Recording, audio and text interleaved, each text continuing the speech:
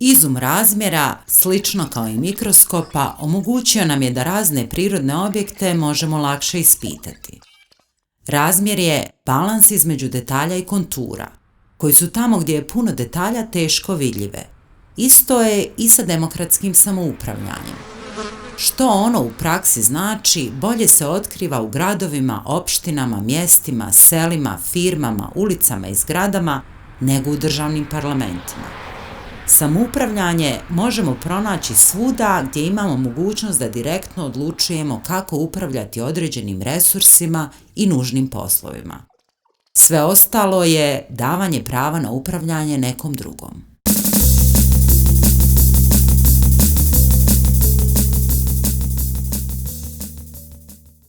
Najmanji demokratski prostor je domaćinstvo. U starim društvima, prije nastanka gradova, cijelo pleme bilo je istovremeno i jedno domaćinstvo, iako nije bilo demokratsko. Zajednički poslovi, nužni za opstanak, su bili odgovornost čitavog plemena. Tako se, na primjer, hrana zajednički skupljala i onda po potrebi dijelila iz centralnih skladišta. Moderna domaćinstva su drugačija i više su oslonjena sama na sebe. U demokratskom domaćinstvu svi imaju jednako pravo glasa da odlučuju o važnim pitanjima, na primjer o potrošnji budžeta domaćinstva. Dakle, pravo glasa je kao u postrevolucionarnoj Francuskoj. Imaju ga samo oni koji su punoljetni, zarađuju i doprinose. I zgrada i haustor također mogu biti demokratski prostori. Zgradama se, tamo gdje postoje zajednički dijelovi i pitanja, uglavnom upravlja demokratski, iako često s puno muke, ali i otpora. U zgradama suverenitet počiva na stanarkama i stanarima, opet po pravilu, samo punoljetnim. Osim toga, u novije vrijeme u zgradama pravo glasa u vezi je sa vlasništvom i opsegom vlasništva. Drugim riječima, više kvadrata, više prava. Tako, trosoban stan ima više prava nego garsonjera.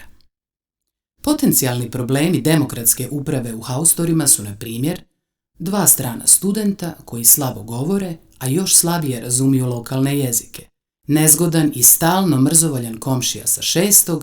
ili onaj inženjer elektrotehnike sa 3. koji ima odgovore na sva pitanja, ali nije spreman da išta poduzima. Te glavni problem, kvorum, kojeg obično nema.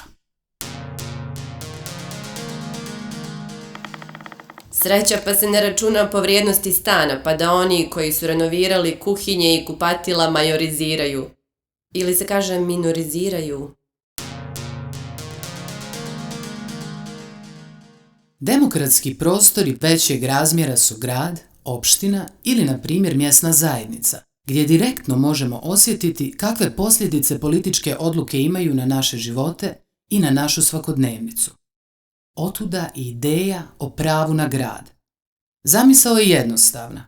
Ako u gradu živimo i gradimo odnose i ako tu ostvarujemo svoje potencijale, trebali bismo imati pravo i da učestvujemo u odlučivanju o tome kako da uredimo norme i propise gradskog života.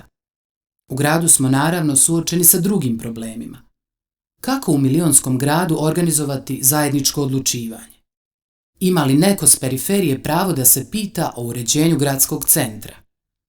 Ili kakvu ulogu u urbanom planiranju igra vlasništvo? I tako dalje. Od prve epizode svi smo politički jednaki. U stvarnosti, kad pogledaš kvadrate kuća, zgrada, konjske snage auta koje neki imaju, vidiš da važi zlatno pravilo. Ko zlata ima, ima i prava da se pita.